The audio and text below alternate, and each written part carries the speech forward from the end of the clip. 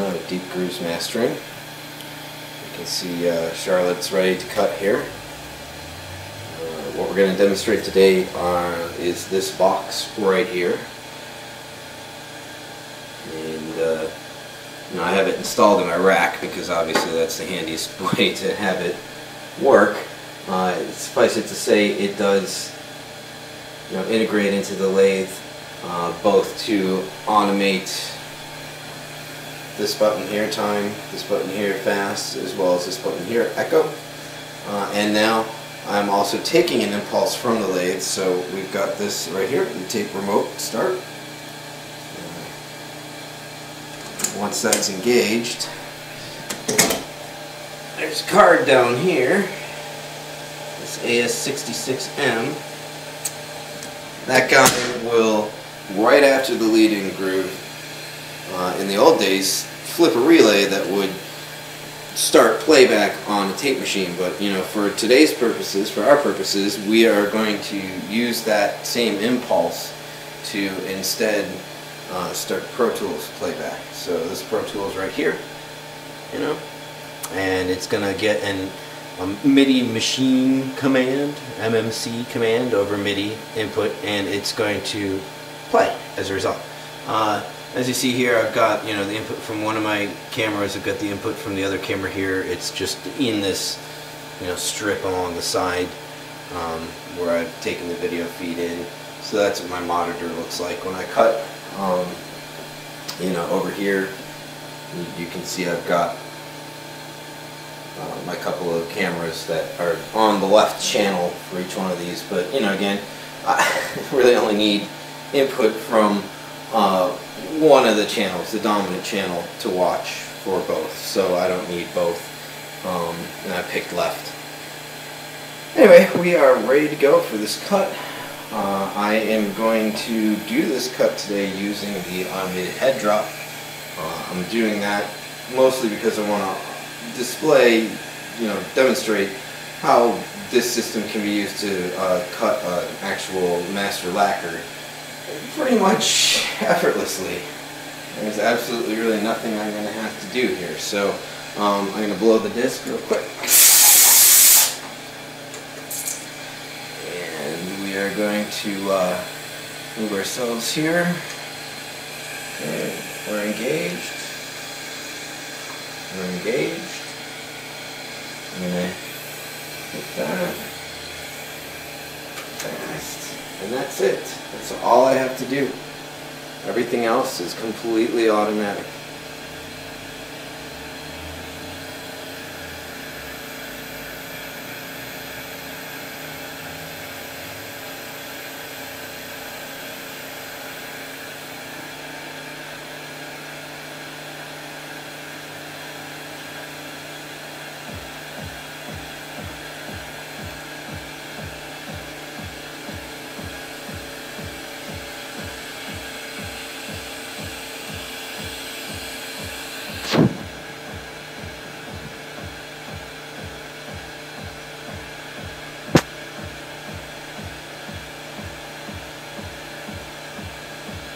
And I didn't have to touch a thing. After I hit fast, that was it. The micro switch sensed that it was at the proper position to do the lead-in groove. The lead-in groove at the very end of it. The AS66M card triggers my box triggers Pro Tools. Pro Tools starts playback automatically right at the end of the lead-in groove. I also had a note in there that was programmed to give it a little bit of echo because the first beat's pretty loud, so I want to space those out nicely. This is a 2-track dub, so right in the middle of these 2 tracks there's going to be a MIDI note. So let's pull out here. As you see right there, there's a MIDI note in between my 2 tracks. And that is going to simply do the time marker, so it's going to put the track spacer as well. I'm going to do a little bit of echo on the first beat of the second track to again avoid the pre-echo that can sometimes happen. So here we go. And there's my meters going.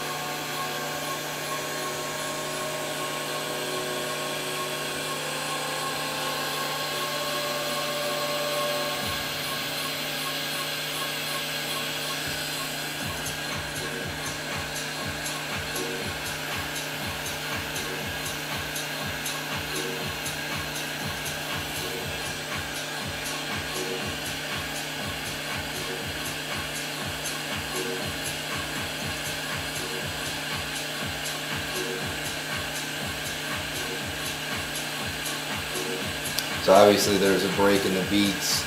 You could not only see initially the lines per inch going way up to about 300 during that break, but also too you can see that band now on the record, of course. So that means, you know, in dance music this track is about halfway over, because the break's always about halfway through the track.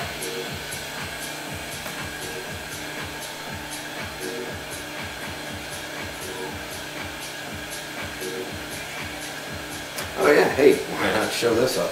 So you guys can see back there, I had a custom aluminum bracket made for this, you know, brand new Gelco 12-inch tone arm, which is actually really nice. Modern day, modern made 12-inch transcription style tone arm. Takes a standard, or uses a standard SME mount, so that's what I've got on there. And I had a nice aluminum one made for the bracket on the back of the BMS. Looks nice, very functional. So let's see where we're going here. Alright, so we're really close. You guys see that? Very close to the midpoint of this track. I mean, excuse me, the midpoint of this cut, which would be the end of this track here.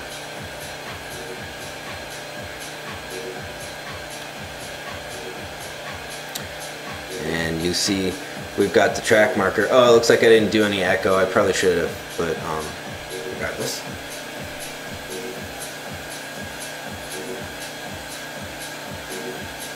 And time will be coming up right at the end of this track.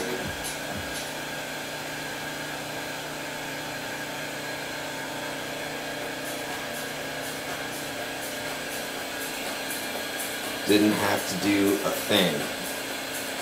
Which means, coincidentally, that I can make the exact same cut every single time, which is handy when I'm doing one-offs for people if they want multiple copies. The tracks will actually be exactly timed, exactly spaced. And also, too, as I'm doing this, it's very repetitive, mundane to get a track timed in, or excuse me, a side, really, with multiple tracks. You might have to play the side many, many times, which would then take a long time. With this system, you can just get up and walk away. I can set the track up, see if it's going to time out appropriately, see if the side will time appropriately, set a stopwatch. Let's say the side is 14 minutes. I'll come back in 13 minutes and I'll see which one ends first. Do I hit the end of the recordable space? Or, do I actually hit the end of the music first?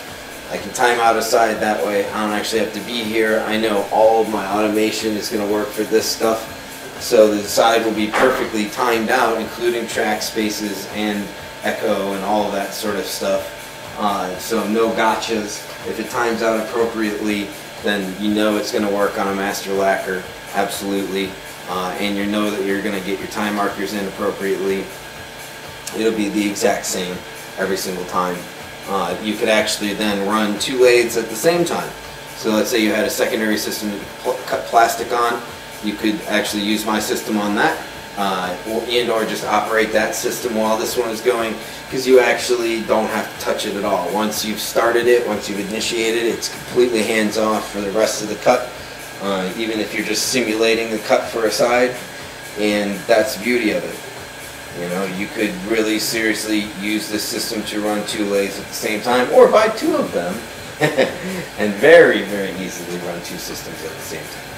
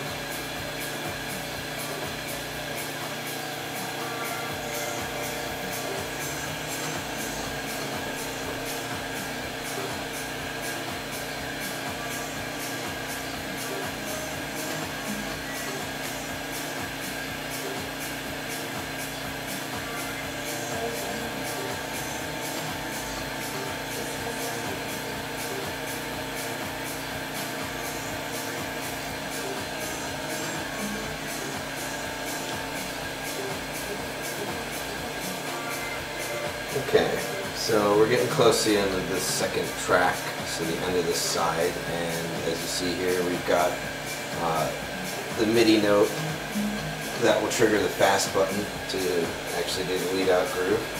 So, you know, we got like a minute and a half left, 2 minutes left, something like that.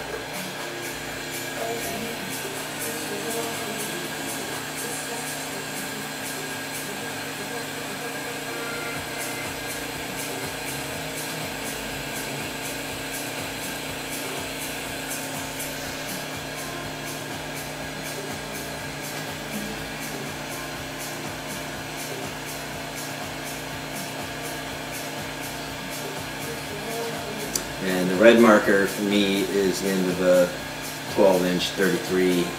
The white marker is the end of the 45. It's like 7-inch. So you get some extra crappiness, extra inner diameters. Nice clean feed screw right there, as you see. My track is properly oiled. Because, you know, I've got so much of this stuff. If anybody needs any, let me know. Holy shit.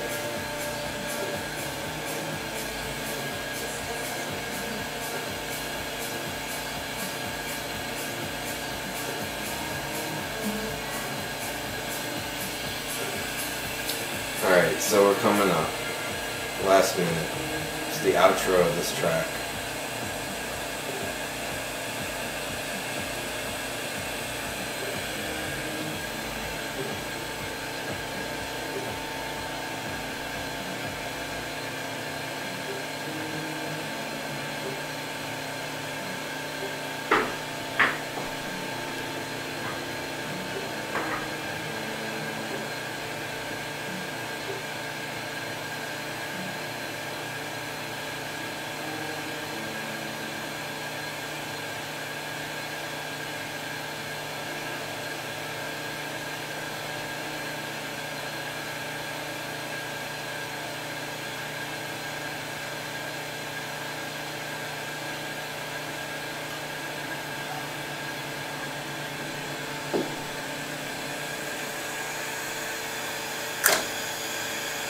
And that's it. Totally hands off, completely automated. Very handy. MIDIToLatheControl, available, deepgroovesmastering.com. Hit me up, Todd, Mariana, Deep Grooves Mastering. Peace.